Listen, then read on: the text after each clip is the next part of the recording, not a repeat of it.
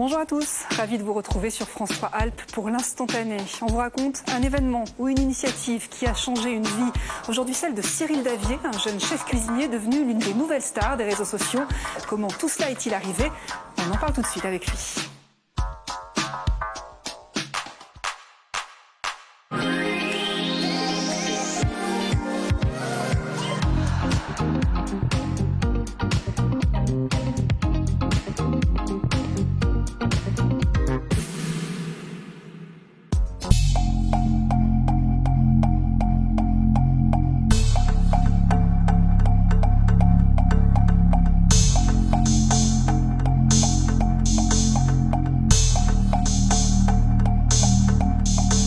Bonjour Cyril. Bonjour. Asseyez-vous.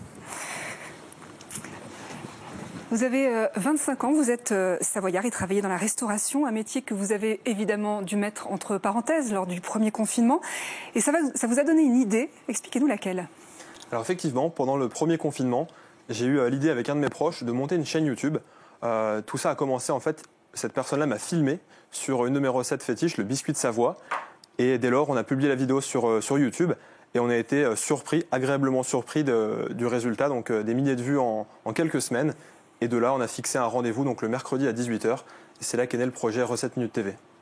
Alors on va tout de suite voir à quoi ça ressemble avec un extrait que je vous propose de lancer sur la tablette juste à côté de vous. Et puis on vous retrouve ensuite.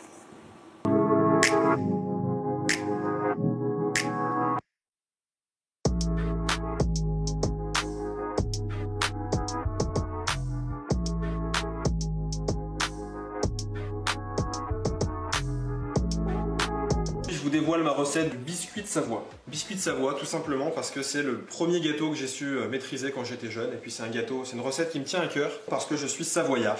Aujourd'hui que maintenant je maîtrise la recette, j'ai envie de vous la dévoiler. Et c'est vrai que vous avez été nombreux sur les réseaux à me demander ma recette. Pour cette recette du biscuit de Savoie, j'ai besoin de 2 saladiers, d'un moule, un verre mesureur, un batteur électrique, un fouet, une râpe, une cuillère en bois, une maryse et un pinceau. Alors combien de vues sur Internet pour cette vidéo, Cyril? Alors celle-ci, on avoisine les 15 000 vues sur YouTube et tout autant sur Facebook. Donc c'est franchement une belle réussite. C'est pas celle qui a fait le plus de vues, mais on en est très fiers. Alors justement, celle qui a fait le plus de vues, c'est quoi? Alors c'est les bugnes, la recette des bugnes lyonnaises qui affiche 45 000 vues sur YouTube et plus de 160 000 sur Facebook. Il y a eu vraiment eu de l'engouement sur cette vidéo. On n'a pas compris, mais en tout cas c'est une belle reconnaissance, on en est très fiers. Vous étiez formé à la vidéo, ça demande quand même quelques connaissances de réaliser des vidéos comme celle-ci, d'autant qu'il y a une concurrence assez importante sur le web. Comment vous avez appris? Alors tout simplement avec mon oncle qui m'a donné le goût, qui m'a donné la passion pour la vidéo, donc la prise de vue, le son, le cadrage, le montage, voilà, les petits réglages, l'étalonnage. Donc c'est vrai que sur 2020, j'ai acquis toutes ces connaissances. Bien sûr, je ne suis pas encore un pro, mais c'est moi qui monte aujourd'hui les vidéos, donc j'en suis assez content. Vous avez combien d'abonnés? J'ai 2200 abonnés sur YouTube et plus de 3500 sur Facebook. Ça a changé votre vie, cette soudaine petite notoriété sur Internet? C'est sûr, ça a changé ma vie. Ça fait plaisir de voir qu'il y a des gens qui répètent la recette, ça fait chaud au cœur. Je donne, donc je partage mes recettes et j'ai un retour, la plupart du temps positif. Donc c'est vraiment quelque chose de super et il y a une certaine reconnaissance. Franchement, ça fait plaisir de rassembler des gens, une communauté autour de ces recettes. Et ça vous a même donné envie de poursuivre, d'élargir un petit peu ce que vous publiez sur Internet avec des rencontres. C'est quoi le principe? Alors en fait, comme vous dites, on avait un petit peu marre d'être dans la cuisine, confinés, enfermés. On avait envie d'aller voir les producteurs, d'où viennent nos produits, avec quoi on cuisine, et d'aller leur donner la parole. Et c'est ce qui nous a conduit à partir. On est parti en Corse, on a été sur le lac du Bourget. On a été à Aix-les-Bains, donc on a voulu donner en fait la chance et l'occasion de pouvoir s'exprimer aux producteurs, à ces personnes-là qui médiatiquement n'ont pas forcément l'occasion d'être sous les projecteurs, et on a voulu leur donner un petit peu de l'importance et avoir des renseignements sur le produit utilisé. J'imagine que l'attente est encore plus importante en ce moment avec le confinement. Beaucoup de petits producteurs se retrouvent en difficulté. Ils sont heureux, j'imagine, que vous alliez leur rendre visite.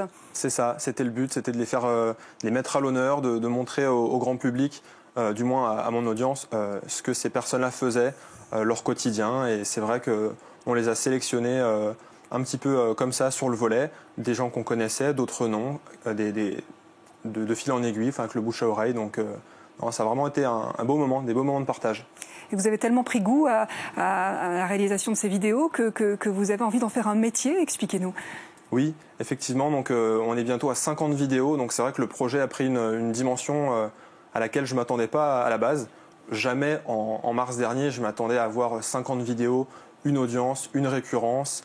Non, franchement, je suis vraiment satisfait. Et c'est vrai, je pense que c'est un petit peu le rêve de tout le monde de pouvoir mêler ça ou ses passions en activité professionnelle. Et c'est vrai que moi, aujourd'hui, je suis passionné de voyage, de cuisine et de transmission, en fait. Donc c'est vrai que si à long terme, je pouvais en faire mon métier, ce serait le top, quoi.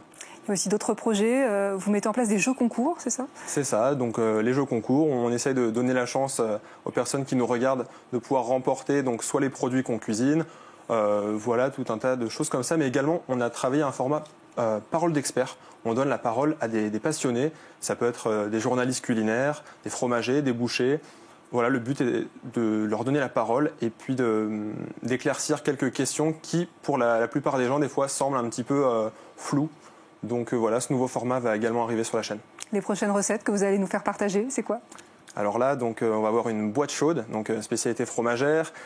On va avoir un gratin dauphinois, un incontournable de la gastronomie française.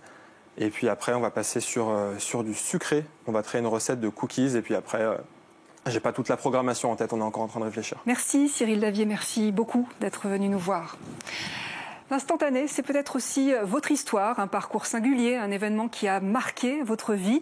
N'hésitez pas, si vous souhaitez venir la partager avec nous, écrivez-nous à l'adresse qui s'affiche, rédaction grenoble@francetv.fr. Tout de suite, le Journal des Alpes.